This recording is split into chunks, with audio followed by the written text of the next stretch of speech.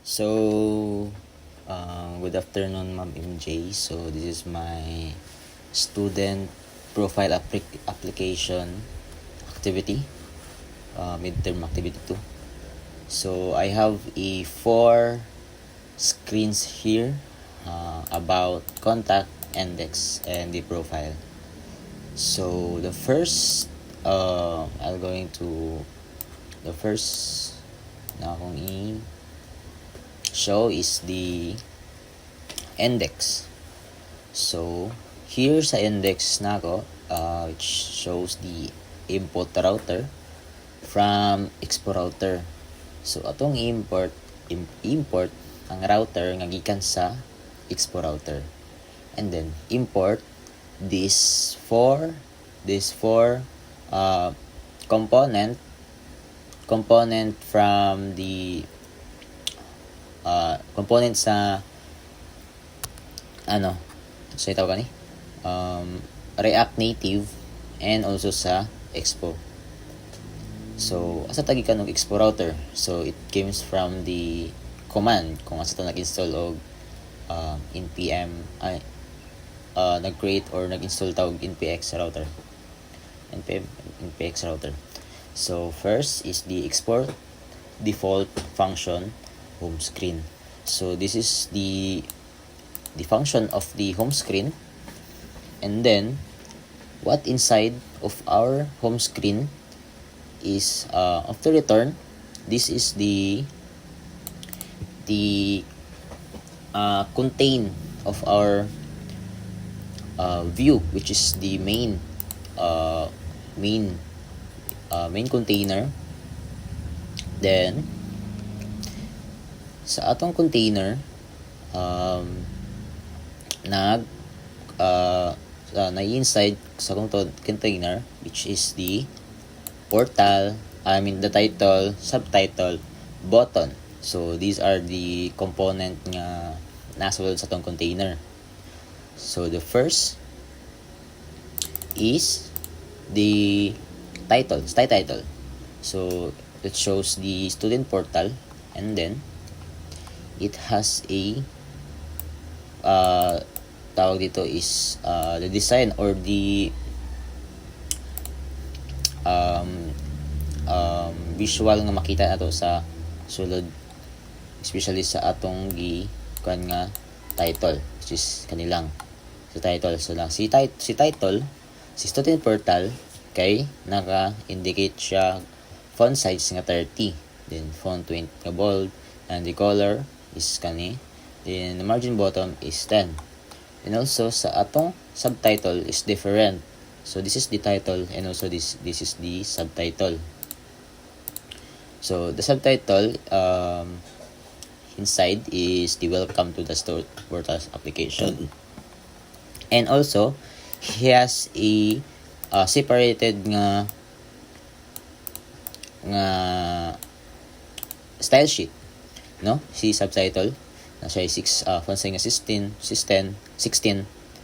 then color black ang color, then margin bottom, then naka-align siya center sa atong screen.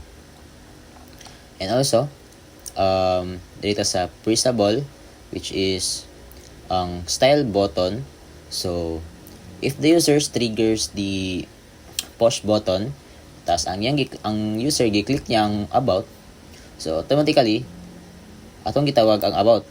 So it means diri siya maadto. And then ang atong style button text is nakabutang button. So kung sa nakabutang nga button diri, mo pod ni ang dapat padulungan niya. So mo niya ang padulungan si about nga file. So dayon ang atong button kay naa siya ay separated pod nga design, which is mo niyang ang background color nga makita dayon nga dira ang tuplokanan, or basta dira ka sa color magtuplok, or anything nga naa sa iyang button. Then has a width nga 220, padding vertical, border radius. So dili siya talinis kay naka border radius man siya. Then also the margin bottom. And also same as here sa pressable nga button, which is rotor.push contact. If the user click the contact button, automatically rotor.push will trigger. So padulong na po siya sa atong contact. So same as about. Also here same. Then also sa profile, same as here. So next is the profile. So here in the profile file is the itong import ang 3 ka component nga gikan sa React Native, which is style sheet, text, tsaka si view. So export default function profile screen. So this is the function profile screen. Then return. So these are the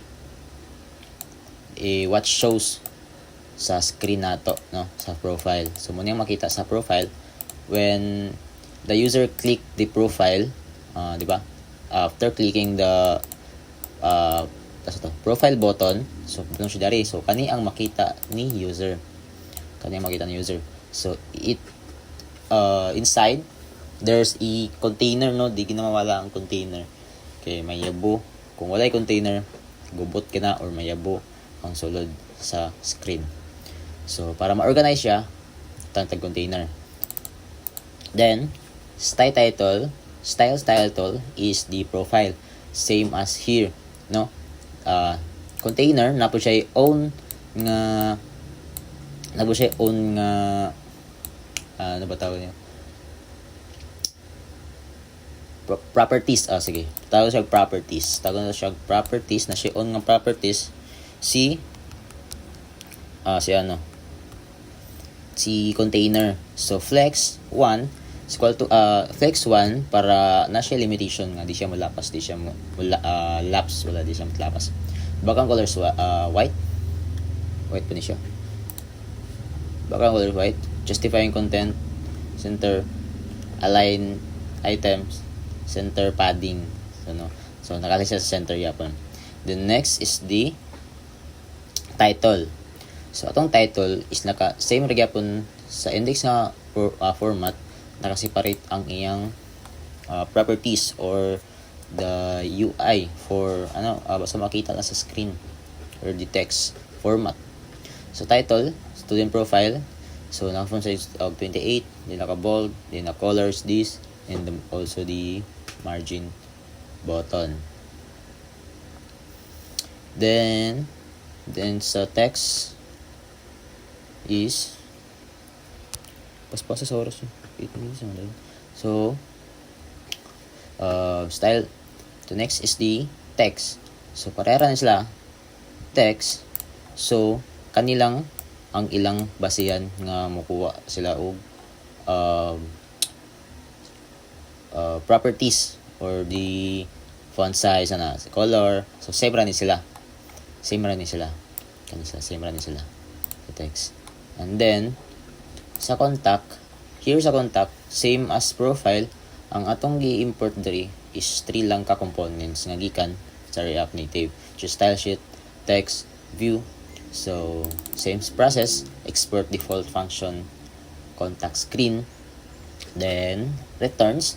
After returns, no, these are the same as profile, no, kaniyang makita after triggering the button of the contact. So mo niya makita, which is the contact, email, phone number, address, no, anything nga contact ninyo na inyong gi-input diary.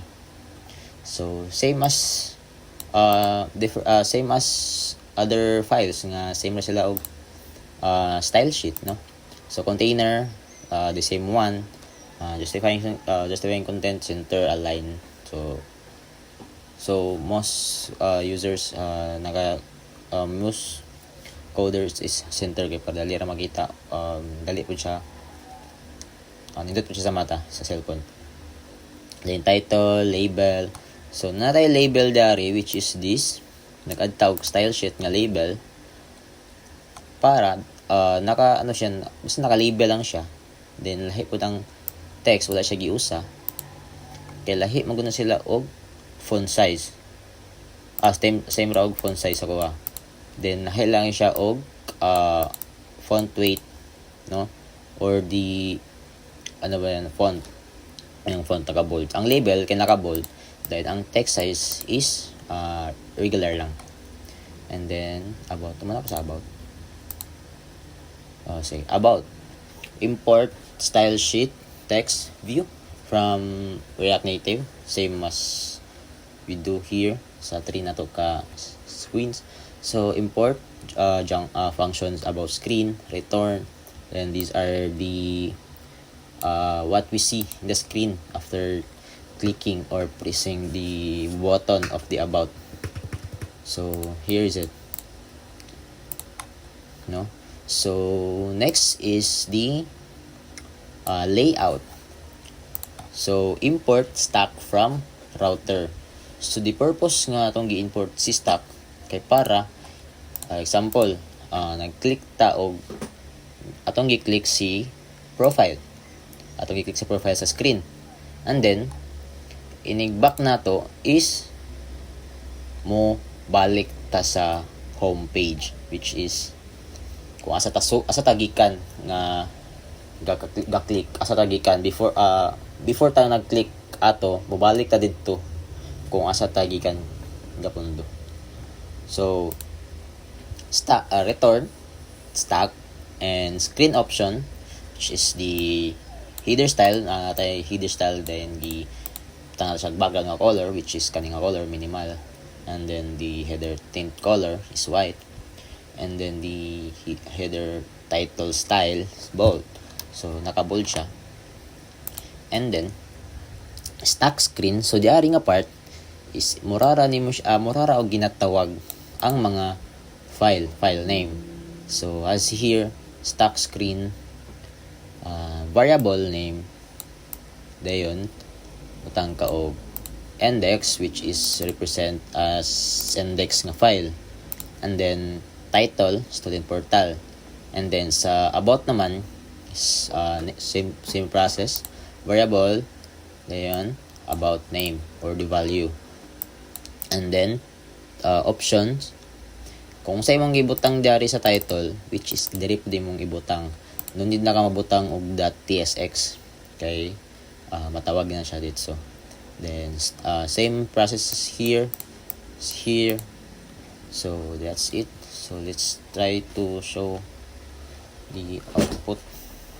So I'll try to open it on my cell phone, and also sa website. This is the screen or the homepage. No mo niya itong index, no.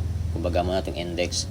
Dayon, when clicking the any part of the ani nga color or ani nga naka-reduce nga rectangle, ani siya, ini dia is ma-click na siya, ma-trigger na siya. This is a button, no, dari.